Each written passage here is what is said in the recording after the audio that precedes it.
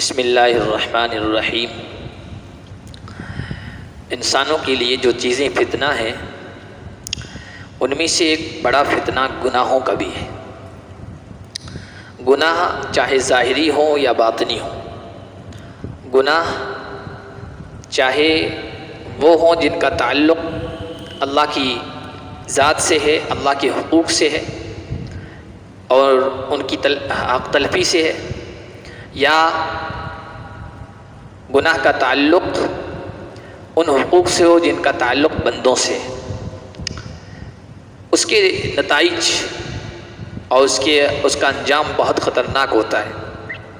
قرآن کریم کا جب آپ مطالعہ کریں گے تو آپ کو معلوم ہوگا کہ اللہ نے جہاں گزشتہ قوموں کا ذکر فرمایا ہے، ان پر اپنی گرفت کا، پکڑ کا، عذاب کا، ان کی تباہی کا، تو ان کے جرم کا، ان کے گناہ کا تذکرہ کیا ہے۔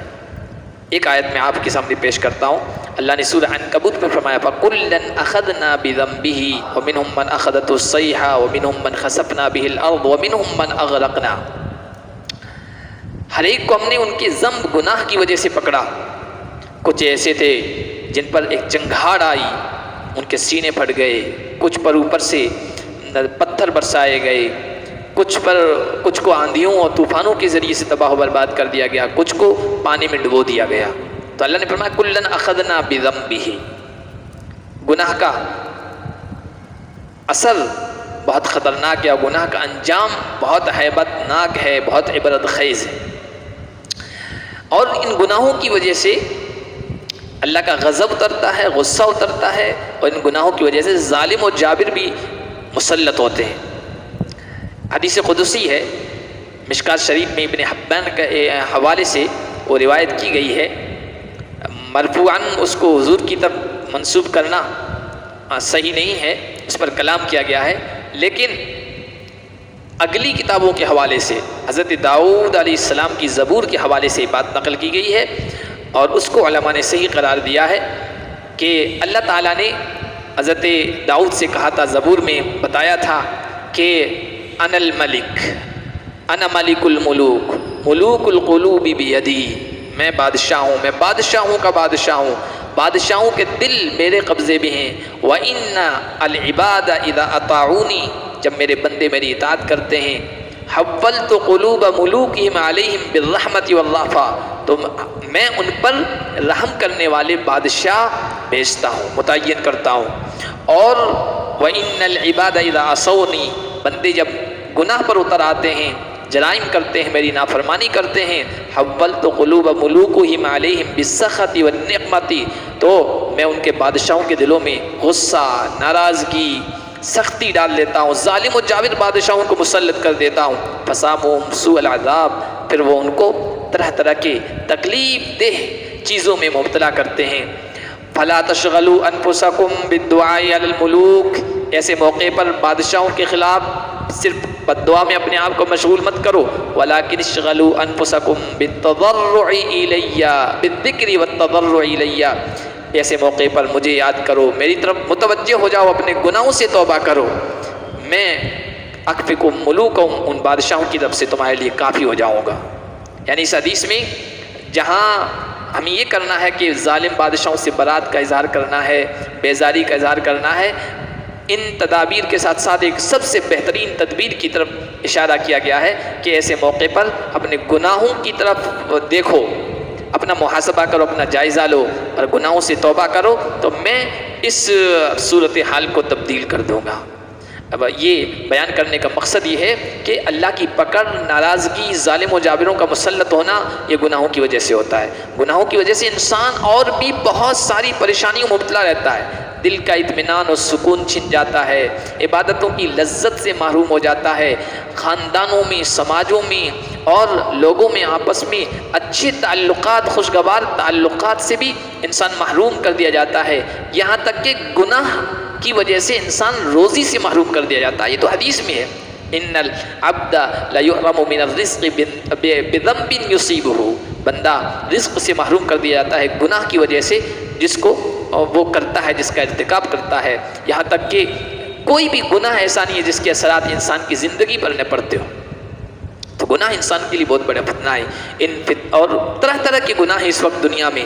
ان تمام گناہوں سے کیسے بچا جائے؟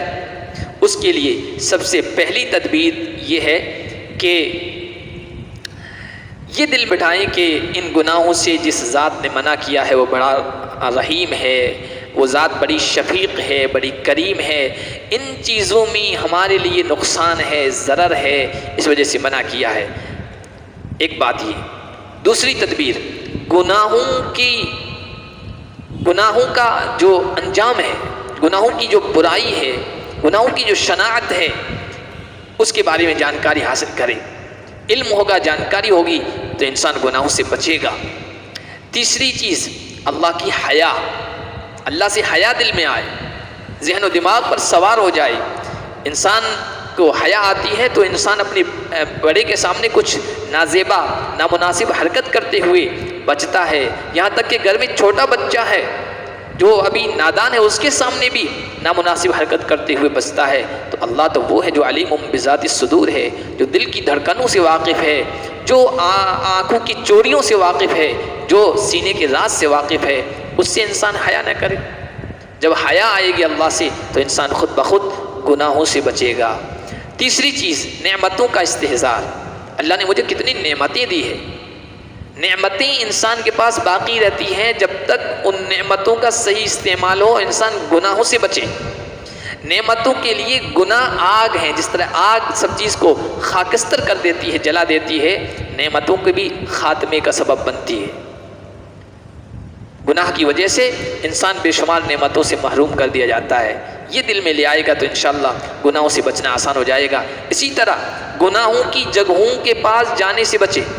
جس جگہ پر جا کر انسان غیبت میں مبتلا ہوتا ہے تو وہاں نہ جائے. جس جگہ پر جا کر انسان نگاہوں کے گناہوں میں مبتلا ہوتا ہے تو اس جگہ کے قریب بھی نہ پھٹکے. جس مجلس میں جا کر انسان مختلف گناہوں میں مبتلا ہوتا ہے تو ایسی مجلس میں نہ بیٹھے، ایسے دوستوں میں نہ بیٹھے. اپنی مجلس اچھی بنائے، اپنی جگہ کو اچھا بنائے تو خود بخود انسان گناہوں سے دور ہوتا چلا جائے گا.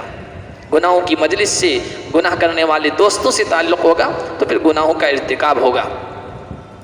اسی کے ساتھ ساتھ اللہ کی محبت دل میں پیدا ہو. اس لیے کہ جب کسی کی محبت دل میں پیدا ہوتی ہے تو پھر اس کی ہر بات ماننا آسان ہو جاتا ہے. ان المحب لمن يحب مطیع. محبت کرنے والا اس شخص کا جس سے محبت کرتا ہے اس کا فرما بردار ہوتا ہے. اور ہر فضول چیز سے بچے. فضول گفتگو سے، فضول کلام سے، فضول کھانے سے، فضول پینے سے، فضول لباس سے. آج دنیا میں جو زیادہ تر گناہ ہو رہے ہیں فضول چیزوں سے. کسی چیز کی ضرورت نہیں ہے پھر بھی بول رہا ہے. اتنے زیادہ لباس پہننے کی ضرورت نہیں ہے، فضول لباس میں مبتلا ہے. اور کھانے کی تو پتہ نہیں کیا کیا چیزیں کھا رہے ہیں انسان.